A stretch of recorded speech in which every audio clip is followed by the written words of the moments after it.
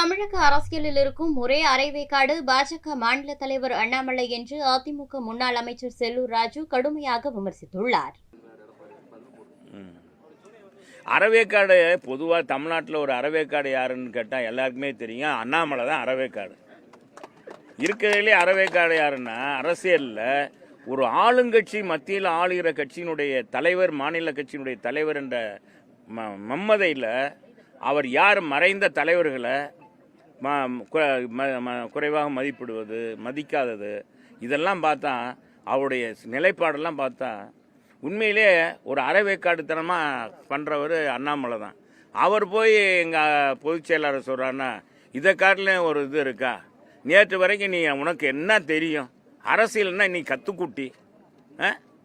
அரசியல் அண்ணாமலை ஒரு கற்றுக்குட்டி. இன்றைக்கி சும்மா கூட்டம் கூட ஆளுங்கட்சியில் பணத்தை மிரட்டி கூட்டத்தை சேர்த்தா கூட்டம் கூட்டினா போதுமா?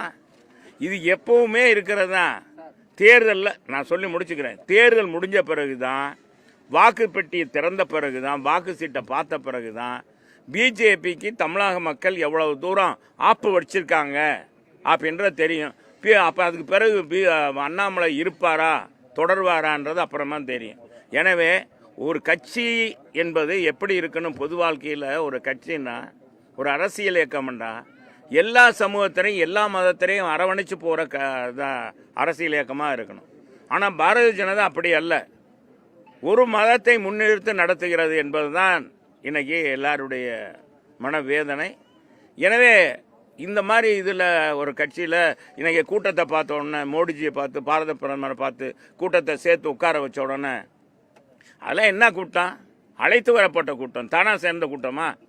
வந்த கூட்டத்தை பார்த்துட்டு அவர் மோடிஜி பார்க்குறாரு, மோடிஜி நல்லா பேசுகிறாரு, கேட்போம்னு வர்றாங்க. அதில் இவர் மதப்பாக ஆயிடுறார், ரொம்ப இதாகிடுறார் ஓவராக.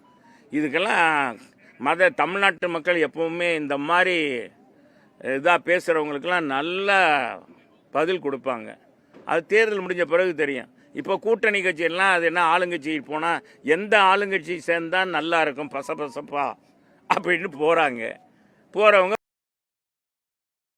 செய்திகளை உள்ளது உள்ளபடி தெரிந்து கொள்ள ரெஃப்ளெக்ட் நியூஸை சப்ஸ்கிரைப் பண்ணுங்க.